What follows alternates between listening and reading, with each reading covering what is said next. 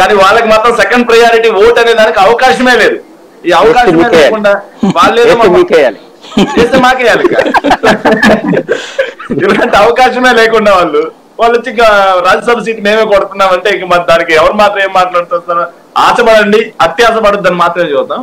రాజ్యసభ కొట్టేది మేమే. ఇంకొక విషయం ఏంటంటే సార్, 83లో టీడీపీ పార్టీ పెట్టిన తర్వాత ఇంతవరకు టీడీపీకి రాజ్యసభలో ఈ రోజు 2 సీట్లు మిగిలి ఉన్నాయి సార్. మొత్తం ఏపీ కోటాలో 11 రాజ్యసభ ఎంపీలు ఉంటే వాళ్ళలో ఈ రోజు విజయసాయి రెడ్డి గారిది, అలాగే సీఎం రమేష్ గారిది, అలాగే కనకమేడల వీళ్ళ ముగ్గురి పదవీ కాలం కూడా విజయసాయి రెడ్డి గారు నడుస్తున్నాడు.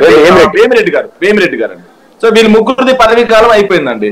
వాళ్ళల్లో భాగంగా ఇప్పుడు ఈ 2 సీట్లు కూడా పోతే రాజ్యసభ లేదు. ఇప్పుడు వాళ్ళకి ఒకటే బీజేపీ అని నమ్మట్లేదు.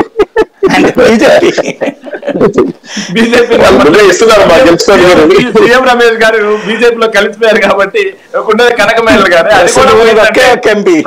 రాజ్యసభలో వాళ్ళ స్థానం గుండు 0 సార్. వాళ్ళ రాజ్యసభలో వాళ్ళు చేసేది కూడా ఏం లేదు. ఇక ఫైనల్ గా ఏంటంటే రాజ్యసభ పోయింది, లోక్సభ కూడా పోబోతుంది, అలాగే అసెంబ్లీ కూడా. టీడీపీ దుకాణమే బంద్ కాబోతుంది సార్. రాష్ట్ర ప్రజలు ఆ విధంగా తీర్పిస్తున్నారు.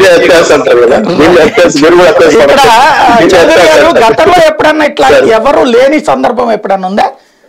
లేదు, తెలుగుదేశం ఫస్ట్ టైం. మీకే లాస్ట్ ట్రిప్ పాప వాళ్ళకి ఉన్న 60 మందిలో 4 గిఫ్ట్ గా ఇచ్చేసారు. మీరు ఇప్పుడు హెల్ప్ చేయరా?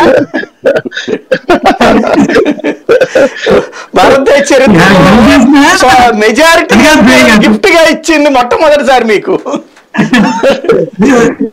నేను హెల్ప్ చేసినా అది బీజేపీ వాళ్ళు అవుతారు కానీ టీడీపీ వాళ్ళు అంటే చెప్పి చెప్పండి. ఒకటి ఇప్పుడు అందరికి ఇన్ఫర్మేషన్ కోసం చూసే వాళ్ళకి కూడా చెప్పండి. ఒక పాయింట్ చెప్తాను. ఏంటంటే ఈ భవన వెంకట్రావు సీఎం అయ్యాడు చూడండి.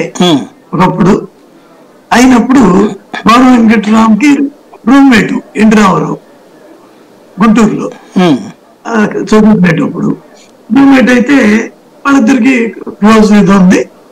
దానికి వచ్చాడు ఆయన ప్రమాణ స్వీకారానికి కానీ ఉత్సవానికి.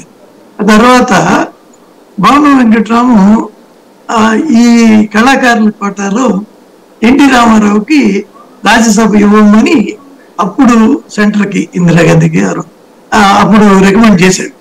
చేస్తే